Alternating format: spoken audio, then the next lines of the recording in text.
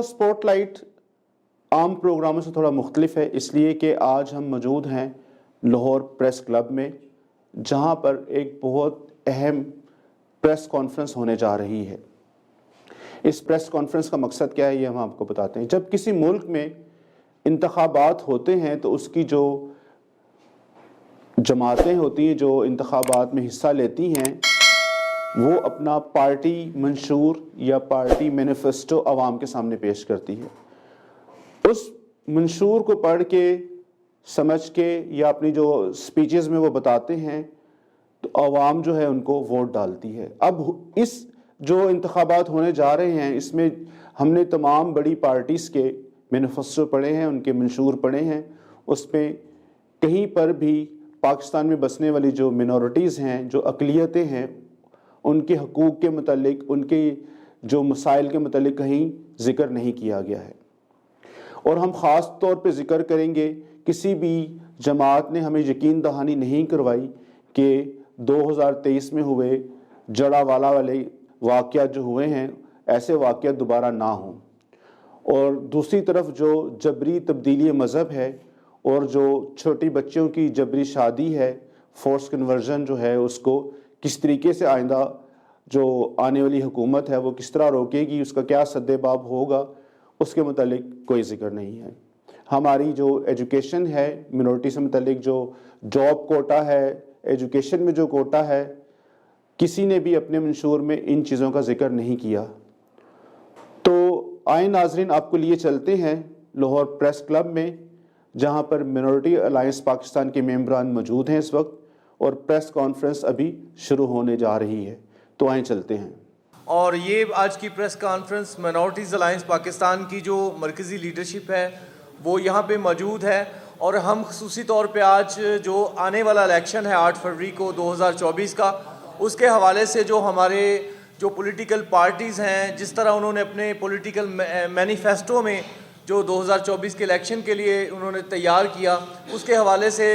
جو اقلیتوں کے مسائل ہیں جو ہمیں درپیش ہیں اس کو جس طرح نظر انداز کیا، تو اس کے حوالے سے ہم گفتگو کریں گے آج۔ اور آپ سب کا شکریہ، امید ہے کہ آپ کے توسط سے ہماری جو آواز ہے وہ نہ صرف حکام بالا تک بلکہ تمام کنسرن جو ادارے ہیں وہاں پہ اور جو پولیٹیکل پارٹیز کے ہیڈز ہیں ان تک پہنچے گی، اور وہ اپنے آئندہ انتخابی مہم میں اقلیتوں کے ان مسائل پہ ضرور بات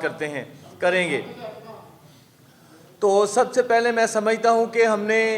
ملک کی جو تمام میجر بڑی پارٹیاں ہیں ان کے جو الیکشن منشور ہے، مینیفیسٹو ہے، اس کو دیکھا۔ نہ صرف Pakistan Muslim League Noon, Pakistan Peoples Party, P T I اور جماعت اسلامی اور جمعیت علماء اسلام، ایم کے ایم اور جتنی بھی بڑی مین سٹیک ہولڈر پارٹیز ہیں ان کے ہم نے مینیفیسٹو کو دیکھا، تو ہم نے دیکھا کہ کس طرح جو ہمارا درینہ مطالبہ تھا الیکٹورل ریفارمز کا، اس کو کسی بھی پارٹی نے اپنے انتخابی منشور کا حصہ نہیں بنایا۔ اور یہ جو الیکٹورل ریفارمز ہیں یہ خصوصی طور پہ جو موجودہ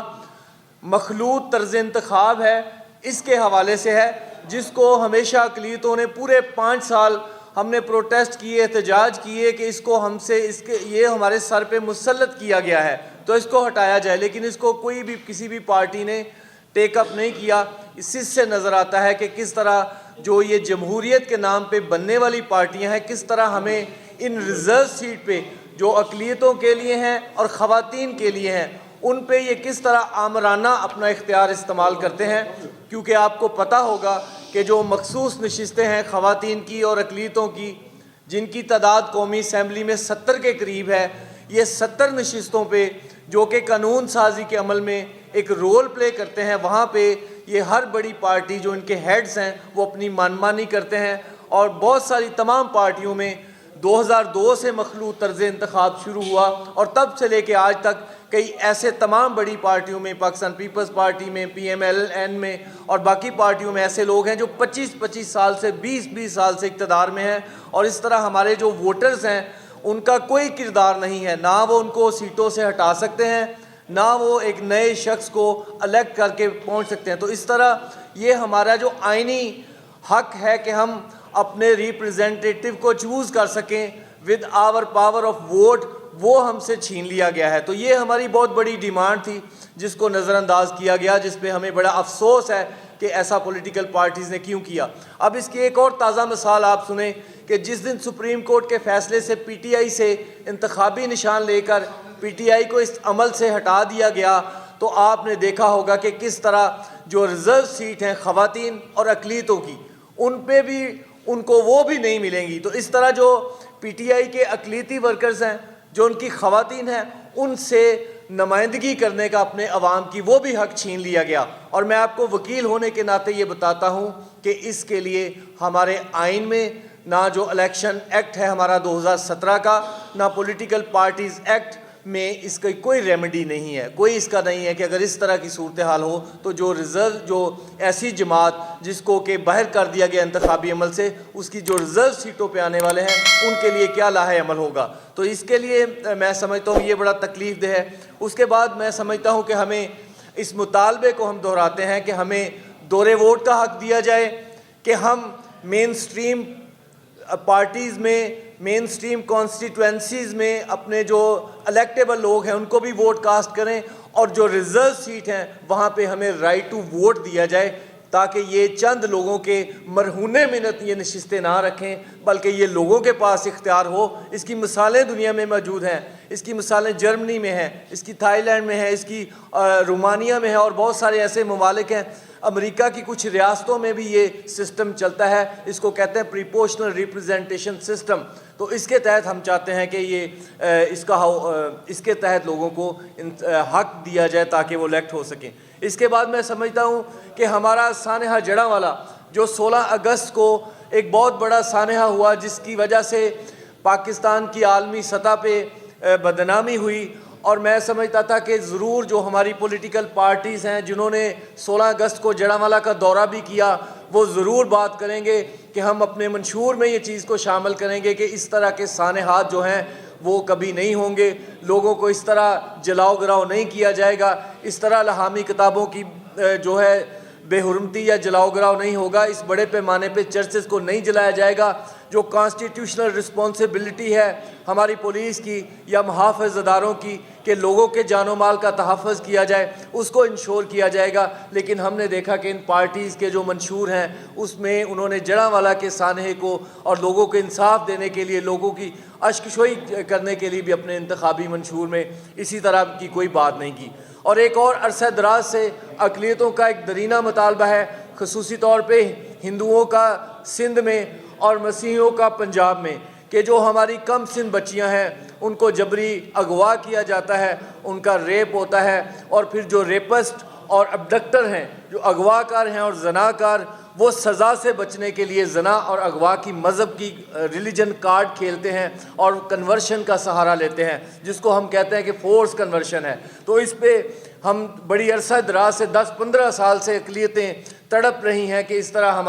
ہم سمجھتے ہیں ہمارے ساتھ زیادتی ہو رہی ہے, تو اس طرح کی لیجسلیشن ہونی چاہیے. تو یہ بہت بڑا مسئلہ تھا, لیکن اس مسئلے کو بھی انتخابی منشور میں نظر انداز کیا گیا. تو میں اس سے یہ سمجھتا ہوں کہ یہ جو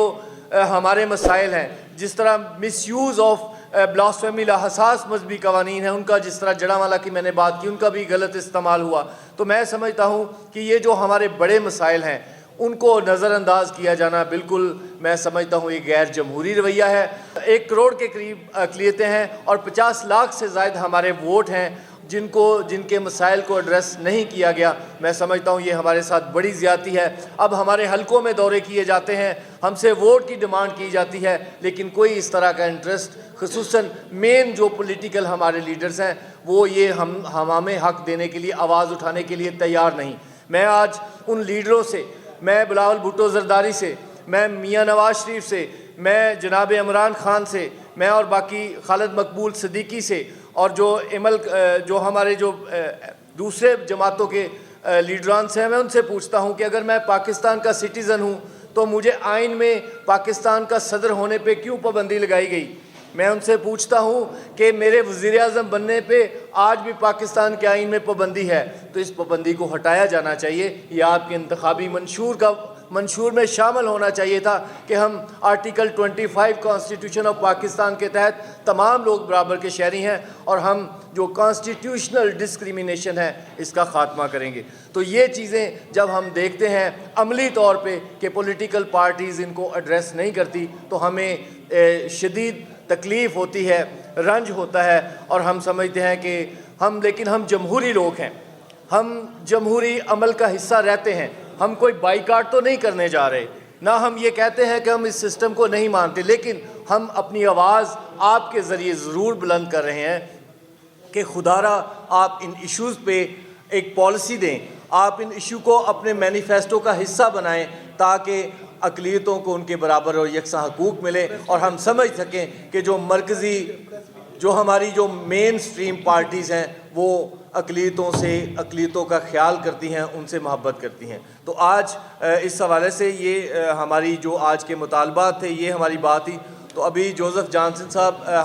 ہمارے بھائی ہیں, وہ چند لمحوں کے لیے بات کریں گے. تھینک یو ویری مچ بھٹی صاحب. جیسا کہ ابھی ساری چیزیں اکمل بھٹی صاحب نے ڈسکس کی,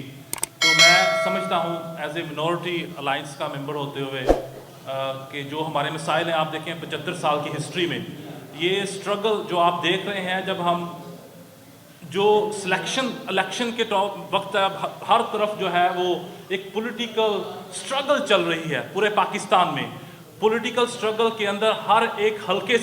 حلقے کا جو نمائندہ ہے وہ اس حلقے سے ہو, وہ پاکستان کے کسی بھی صوبے سے کیوں نہ ہو, وہ اپنی جیت کے لیے ایک سٹرگل کر رہا ہے, اور اس سٹرگل کے لیے وہ اپنے حلقے کے لوگوں کو پیچھے نہیں چھوڑ رہا, وہ ان کے ساتھ منسلک ہے, وہ ان کے مسائل کو دیکھ رہا ہے, وہ ان کے گھر کا وزٹ کر رہا ہے, وہاں پہ ڈفرینٹ قسم کی پولیٹیکل ایکٹیویٹیز کی جا رہی ہیں. لیکن انفارچونیٹلی جب ہم منورٹیز کے ریپرزنٹیشن کو دیکھتے ہیں تو وہ آج بھی ہو سکتا ہے کہ کوئی امریکہ کے دورہ پر ہو, کوئی یورپ کے دورے پر ہو سکتا ہے وہ بچیوں کی شادیوں میں بیزی ہو, تو اس کی جو منورٹیز کے جو مسائل ہیں, منورٹیز کے جو لوگ ہیں, علاقے کے جو لوگ ہیں, حلقے کے جو لوگ ہیں, ان کے ساتھ اس کی کوئی انٹریکشن نہیں ہے, ان کے ساتھ اس کا کوئی ملاپ نہیں ہے. انفارچونیٹلی آج بھی پاکستان کے اندر جو لوگ ہماری منورٹی کی ریپرزنٹیشن جو پارلیمان میں جاتی ہے, وہ منورٹی کے ساتھ اس کا کوئی کنیکشن نہیں ہے. منورٹی کے لوگ ان کو جانتے بھی نہیں ہیں اور ان کو لا کے پارلیمنٹ میں بٹھا دیا جاتا ہے. جب لوگ ان کو جانتے نہیں ہیں,